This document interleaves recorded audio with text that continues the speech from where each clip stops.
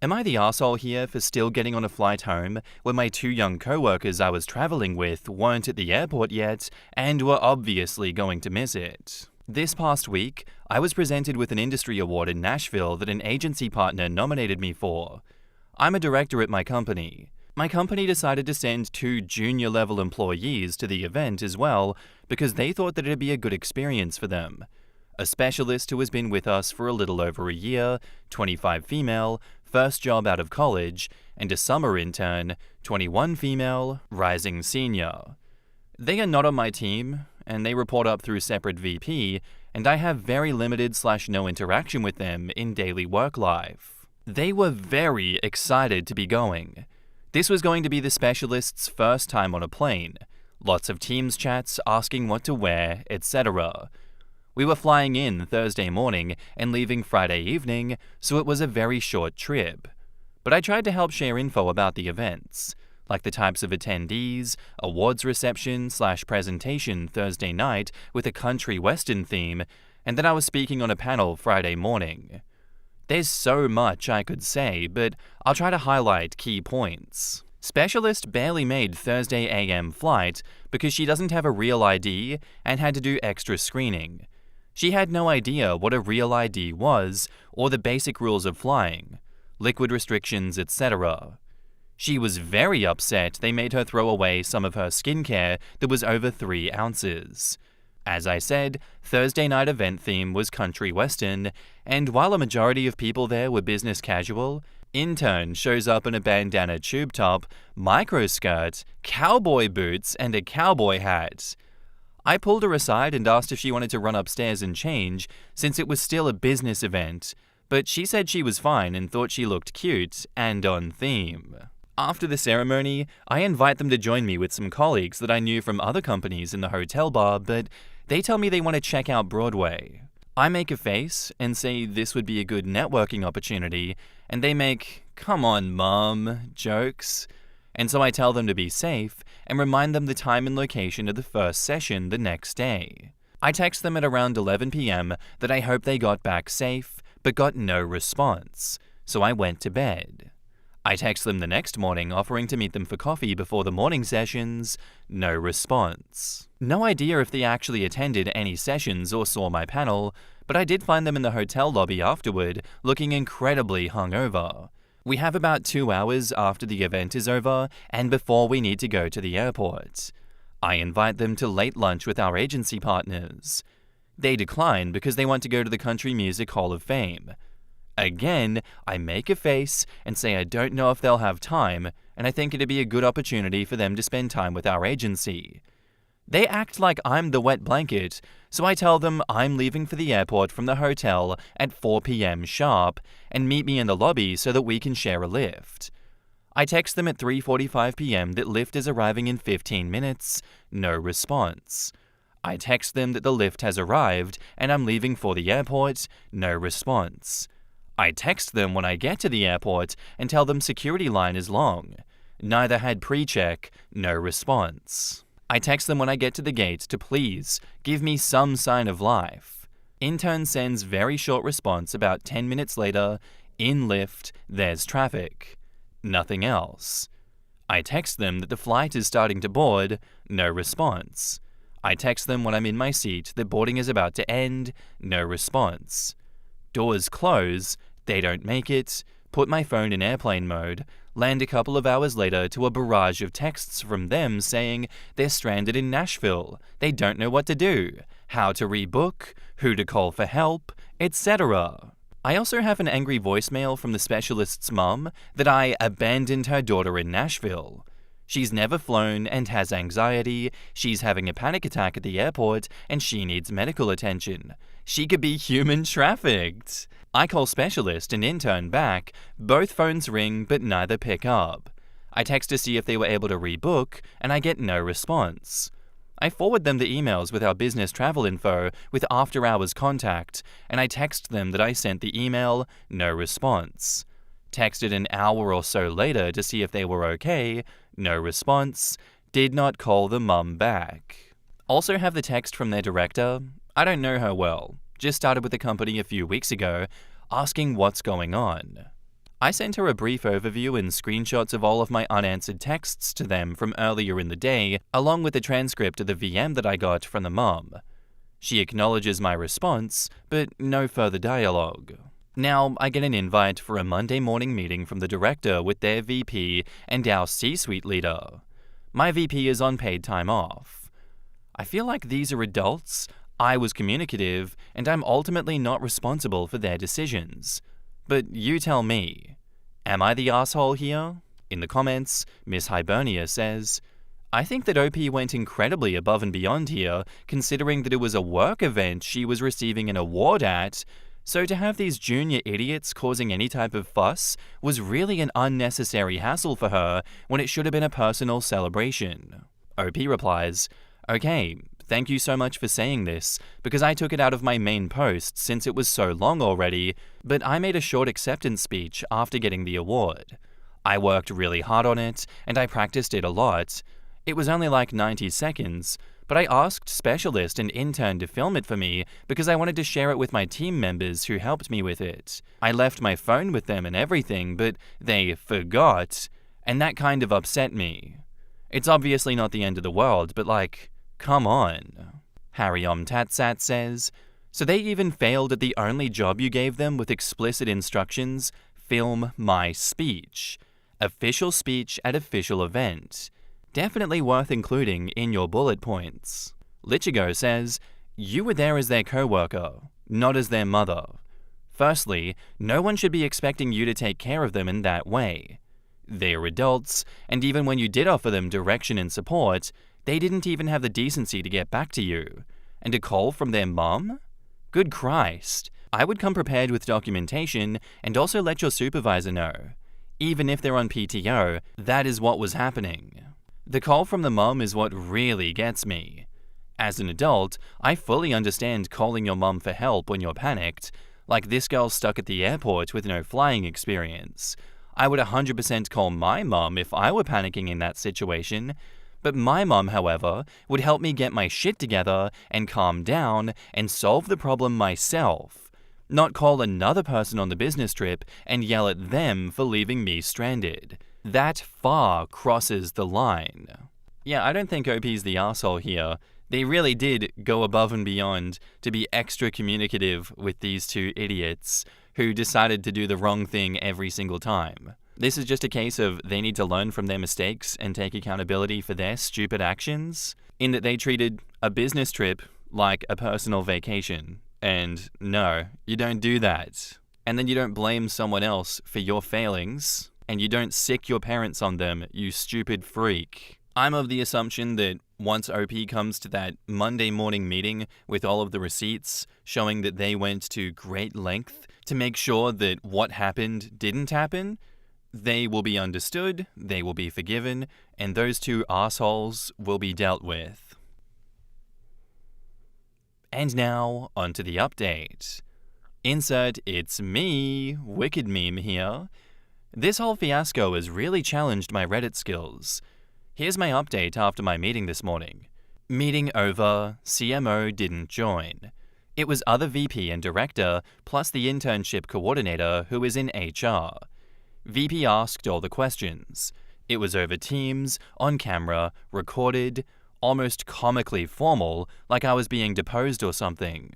During the meeting, I was asked to recap what happened, starting from when we arrived. I was prepared, had all my key points, kept it factual on my actions, no speculation on their actions. I shared my phone screen live, went through the text messages with timestamps and the voicemail from Specialist's mom. I was asked if I had requested or encouraged Specialist to put any expenses on her P card. This question took me by surprise. I said I didn't even ask or consider that she had a P card, and besides the lift from the airport to hotel, which I had scheduled and paid for, I was never outside the hotel/official conference activities with either specialist or intern that would have required any sort of payment. I did say that I would consider it to be her line manager's responsibility to make sure she understood our travel and expense policies prior to traveling. I was asked if at any point I had reached out to anyone at the office about anything that was transpiring, to which I said no, I certainly intended to when I returned, but we're talking about everything that happened within a 32-ish hour window, all while I was trying to focus on what I was sent there to do. Participate as a panel member at the conference, attend other presentations, take advantage of face-to-face time with our agency, and accepting my award. I said I felt it was reasonable to believe any other attendees would have expectations for participation and outcomes set by their leadership team, especially when coming from another department, where I wouldn't be knowledgeable about their goals and objectives. Similarly, if there were different expectations of me based on other co-attendees, I would expect that to be clearly communicated in advance. I was not asked if I thought intern and/or specialist should receive any sort of reprimand, and I didn't feel comfortable trying to interject something like that based on the flow of the conversation. I'm under the impression that they're meeting with the specialist and intern separately, but my meeting was first. After the meeting, I debriefed with a trusted colleague who shared the following from Friday water cooler chats. I definitely offended intern by pulling her aside about her outfit. She posted it to Snapchat with a caption about it, and some other interns and employees saw it. I'm dying to know what exactly it said, but coworker said everyone who did see it agreed that it was inappropriate for a work event.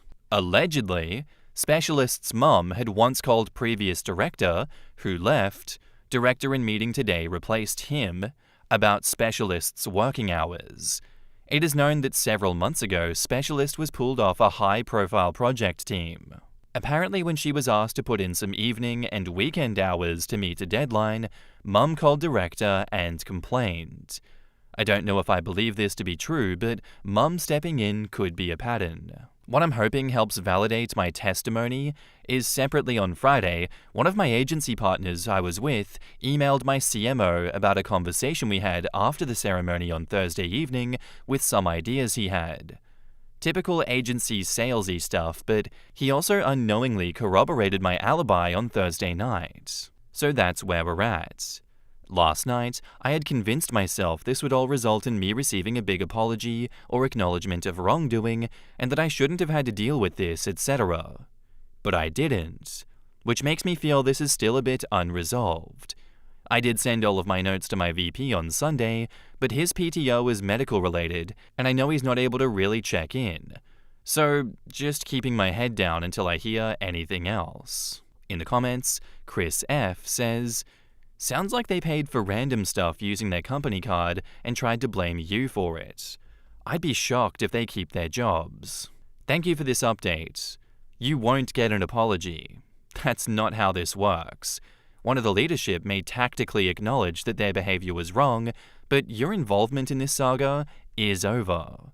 My prediction, this is a career-limiting event for both of them. Intern will not be receiving an offer, and Specialist will be terminated for using her P-card for unapproved items. The termination will actually be for her helicopter mother, but on paper, it'll be for expense policy violations.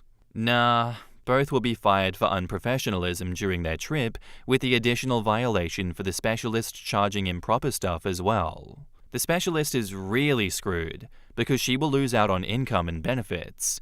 The intern is probably still in college, so she can go through entry-level recruitment, but it's still going to be a pain, and it's a small world.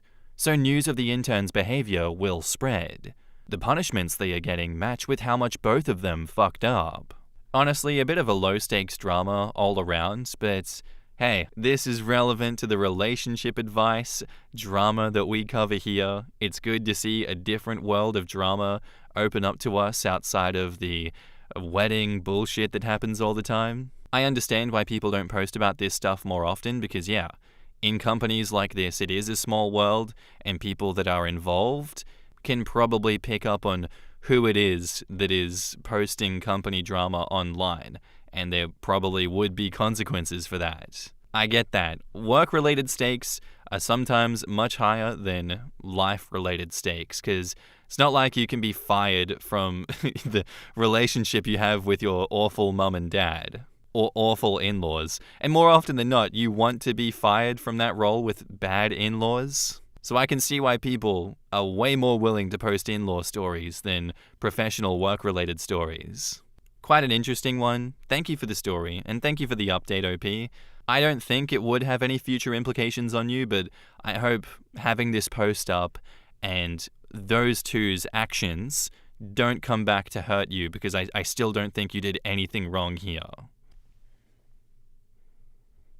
Our next post is by user Iliana117, and it's titled, "Bride and groom trying to cancel my paid resort booking out of spite. Can they actually do that? Hi everyone. I'm part of a destination wedding group booking through a travel agent. I paid for my full share of the resort reservation under my name, including flight and hotel, and was originally part of the bridal party. Due to personal conflicts and repeated emotional disrespect from the bride and groom, I chose to respectfully withdraw as a bridesmaid, no drama, no hostility. I made it clear that I was still attending the trip as a guest, separate from the wedding events. The bride removed me as a bridesmaid after already losing 6 others. I was the second last one. She then cut off all communication and told me that I need to speak to her fiancé instead.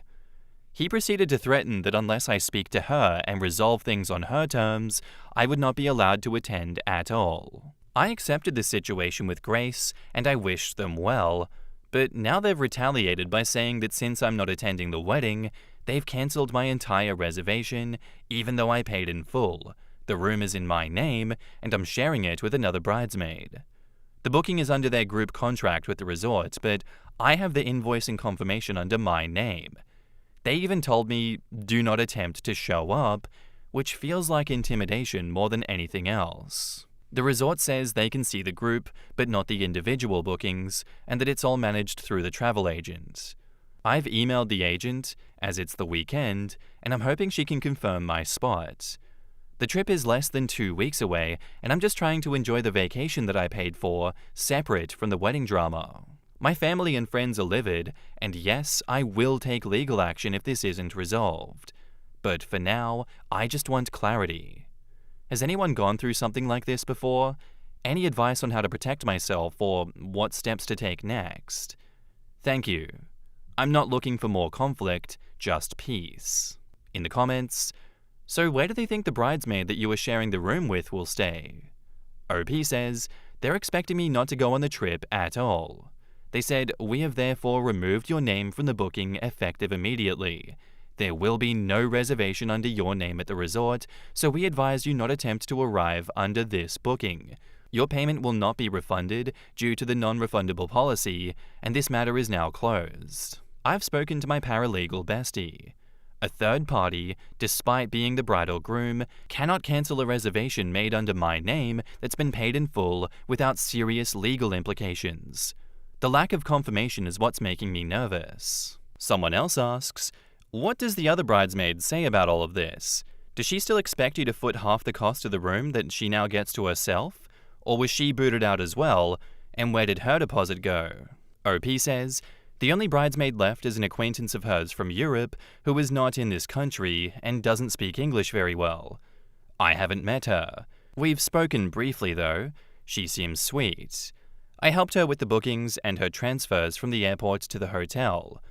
Our room is a split shared booking, but the room reservation is under my name. I'm staying for 7 days while she's staying for only 3, so the agent recommended doing a split booking under my name since I'm staying longer. She likely has no idea what's going on." Someone else says, "Honestly, this is weird on everyone's part. Totally understand that you want to just have a vacation, but you're sharing a room with a bridal party member based on how the booking is structured. I'm not sure why you would think you're going to be able to have a vacation that will avoid them entirely. Your presence is just going to cause a massive amount of drama, and this vacation is going to be stressful. Like, why do this to yourself? If you can't get the money back, then you can attempt to get the money back from them through legal means." OP says, "That's a great point. I'm actually sharing the room with the last standing bridesmaid. She's a kind woman from Europe who doesn't speak much English and has limited involvement in the wedding events. It's also a large resort, so there's plenty of space to coexist without conflict. I paid for my portion of this trip in full back in March, and the wedding is less than 2 weeks away. I helped plan the bachelorette, the photo shoots, and was a consistent emotional anchor for the bride through several other bridesmaids stepping down. I was genuinely close to both the bride and groom, and any conflicts that arose were never met with this level of coldness or dehumanization before. Would I still have a good time? Absolutely. It's an all-inclusive resort, and as a grown adult with no ill intentions, I'm more than capable of enjoying the trip peacefully and respectfully, separate from the wedding. If there had been goodwill and maturity on both sides, we could have handled this with grace, without all of this unnecessary fallout. Opie comments 1.5 hours later, saying, "Thank you so much. I've sent an urgent email to the agent. As it's the weekend, I'm hoping to hear a response from her tomorrow. I'm collecting as much information as I can for more clarity on the situation until then. Here are the key points mentioned in the email. I would appreciate urgent clarification on the following. Is my reservation under the group booking still valid and active? If it's been altered or cancelled by any third party, please explain how this was permitted without my direct consent. And could you kindly share the cancellation and modification policies for group bookings under your agency?" Yikes, this is an incredibly messy situation. And it's going to be answered, I know, but how do you just lose everyone in your wedding party like that, especially with 2 weeks to go to the wedding? And then act like everyone else is the problem when you pull shit like cancelling a reservation that someone else paid for, not refunding them personally so that they're not even more hard done by you, and then expecting them to just bend the knee and not fight for their money back. This is much more dramatic than your average run-of-the-mill wedding drama, and I don't know what the hell's going through the bride and groom's head to think that they can get away with this. If I were OP, I'd be dragging that straight to small claims court. I'd be getting all the receipts and being like, hey, I've been fucked over by these guys. Here is everything that's happened. Here's all of my receipts. Here's all the communication. Give me my money. Don't let them get away with this. And now, onto the update, titled, How the Bride Lost All 7 of Us. So a lot of people have been asking about how this bride lost all 7 of her bridesmaids, including me. I never replied to it in the other post, because I'm solely there for friendly advice and resolutions to the situation, but I understand wanting to know more, so if you're here from the other post, welcome back. Please keep in mind that all of this information is directly from the bride, except for my story. So, a bridesmaid story. 1. This bridesmaid found out she was pregnant before booking a trip. She let the bride know that she didn't feel comfortable traveling overseas, as this is her first pregnancy and she'd like to stay in the country. The bride was not happy about this. She brought up her disappointments with this bridesmaid a few times, saying someone else is still coming to the wedding even though they're in the same trimester of their pregnancy. Each time she brought it up, I reassured her that I understand her disappointment, the bridesmaid is still being reasonable, as it is her pregnancy.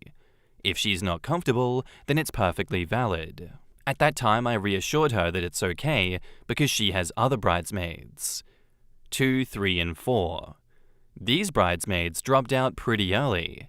I don't have any details, as I don't know them personally. The reasons given by the bride were events already in place for the date of the wedding and financial reasons.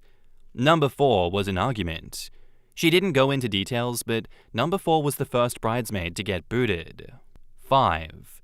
This bridesmaid was a friend of the bride since back in university. The story is a little convoluted, so I'll do my best to stay on the appropriate timeline. The bridesmaid had just gotten engaged prior to our bride asking her to be a bridesmaid. They both had a mutual friend who was also getting married. The mutual and the bride had a bad fallout back in university. This mutual and this bridesmaid are still friends and are attending each other's weddings. When our bride asked this bridesmaid to be one, it created conflict with the mutual, and this bridesmaid uninvited our bride to her wedding and withdrew as a bridesmaid due to the conflict with the bride over these issues. 6. This bridesmaid was the closest to the bride and had a long history of on and offs during their relationship over the years, based on stories the bride had shared with me. The last I spoke to the bride about this bridesmaid, only 2 months before the wedding, she was supposed to visit the bride, but that didn't end up happening. The only details I have are what the bride provided in our shared bridesmaid group chat, as she didn't reach out to me directly to speak about this one. It stated that she could not attend for personal reasons. And 7. Me. We know my story for the most part. I've made Pinterest boards and idea pages for her photo shoots. I helped support her through the loss of the bridesmaids.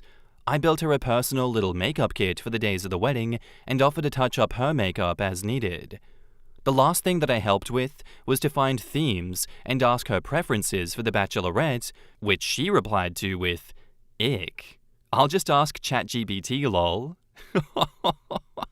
Oh, she is so far gone. This was the start of our fallout. I booked off time from work, bought the flight tickets, and paid for my reservation well in advance. The most important being the emotional support during all of these stresses that she consistently had regarding bridesmaids, her mum, her fiancé, and things progressively got worse the closer to the wedding date. It wasn't always like this. I visited the bride quite often in support of the wedding, however, the last few trips didn't go well. She had been erratic in her behaviors and quite rude. Anytime I would mention it, she would speak on me triggering her and how she was uncomfortable with me making her feel a certain way. She claimed that I had not been supportive and that I'm causing drama by not accepting the toxic behavior. She wasn't always like this. I wish I could provide more clarity, but I genuinely don't know what happened. We don't live in the same city, and communication through text became very different than in person. So when the time came, she booted me. I chose to peacefully agree with the bride's decision to remove me as a bridesmaid. Their retaliation afterwards was unnecessary. And that's the history of how this bride lost 7 bridesmaids and how her only remaining bridesmaid is a foreign lady from Europe who is helping fill in the last spot. No shade to the last bridesmaid though. She's sweet. And now, onto the latest update. Hey everyone, I just need to start with how incredibly grateful I am for all the support, information, everything that's been offered here. I am wholeheartedly really thankful for you. Now for the good part, I still have the room. The bride and groom were bluffing. There was a lot of support on here of people confirming this. I see you. The agent ghosted me. A few people here said it might happen. I tried calling periodically again. My number started going straight to voicemail, and she hasn't replied to any emails. A majority of you told me to contact the hotel directly, and I genuinely cannot thank you enough. A lot of people are wondering why I'm still going, and though I've confirmed it in the comments, I will reiterate for clarity. I have prepaid the flight tickets, the reservation itself, booked time off work, purchased many things for this vacation. Even the transfers between the hotel and airport are already done, and it's cost me roughly 5,000 Canadian dollars. This trip is less than 2 weeks away, and the reservation for this hotel at this time is non-refundable. These are the key reasons why I was hoping for a resolution. I had contacted the hotel last Friday before I posted this on the weekend. They were able to find the group booking, but the guy doing it wasn't able to find my reservation. I called again today to see if there was another department that could help, and the lady that answered was phenomenal.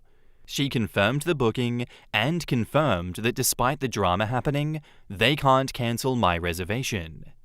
As a few of you recommended, she did put a note on my reservation saying that I will be arriving and not to change it for any reason. Lastly, she told me to come and enjoy my trip as it's a wonderful vacation and I'm likely to have an incredibly good time. That this happens a lot and that everything will work out. The hotel has my back. And that, as they say, is that. In the comments, according to your other post, the room was a split shared booking with the other bridesmaid. Who's staying there for the 3 of the 7 nights? What's the plan for that? Did she cover part of the cost of the room? The way you worded it, it sounds like her name is on the reservation too. Just like they couldn't remove you, you can't remove her. Are you just gonna bunk with her and risk the awkwardness and the bride getting access to your stuff? I don't see how you're comfortable with this. That sounds stressful as hell, but you do you. I hope you have a good vacation and that it all works out. OP says, all valid points. Let's break them down. Yes, she covered part of the cost for the room. She's only there for 3 days and paid $750, where I paid $3,000 for the room for 7 days. The remaining $2,000 went towards flights, transportation, and excursions. It's a shared booking, and neither of us can boot each other out of the room. I've confirmed this with the hotel. I'm going to bunk with her and risk the awkwardness. I'll be making sure to lock up all of my belongings when I'm not in the room. Upon arrival, I will let them know about the situation, and if they can provide me with a suite of my own, I will definitely take it. I'm a genuinely chill person and will withdraw from conflict if appropriate communication is not helping with the situation at hand. Disclosure, we are well past communication directly with the bride and groom at this point. With the amount of excitement I have for this trip alone, the energy that I'll be bringing, I'm hoping she vibes with it. She's also only arriving for the 3 days, which she'll be busy being a part of the wedding regardless of my 7 days, and I get 4 days all to myself. No teacher says, it may not end up an awkward rooming situation. With 2 whole weeks to go, it's possible that the bride may fire the last bridesmaid as well. It does make me laugh that one surviving bridesmaid is the one that she's had minimal contact with. She'll probably get fired on the day as soon as they have a chance to talk. I do not want to be in that European friend's shoes in 2 weeks' time, but I do want to be the fly on the wall when the bride has to explain to the friend, "You're my only bridesmaid! Yay!" Oh God. Oh, Jesus Christ, that is gonna be a fun time. I don't know if OP's gonna come back and update us for that one, but the spice that we've been served up so far, that is definitely one of the wedding stories of all time. Like, at this point, I don't even know why you'd go through with the wedding if you're just going to burn bridges with everyone close to you on the lead up to the wedding itself. Like, hey guys, I want all of you to come to the most important day in my life thus far. We all have perfectly normal, stable relationships with each other. Therefore, it is perfectly normal for me, in the lead up to the most important day of my life thus far, that I burn all of those bridges, and I get even more miserable as the days go by, that I force myself to not be able to enjoy that day. Like, Christ, can people just be normal? I get that OP explained how all of this happened, but it just seemed so wildly unnecessary for her to have caused this to herself. What is wrong in that brain of the brides and the groomsmen to enable this, that they let this happen? All I'm gonna say is, please God, do not let that energy ever make its way into my life. Do not let me make the same mistakes as these people. Thank you for the story and thank you for the many updates, OP. That was an adventure. Anyway guys, that's where I'm going to end today's episode. I do hope you enjoyed. If you did, let me know what you thought of it in the comments down below, and I'll see you in the next one. Bye.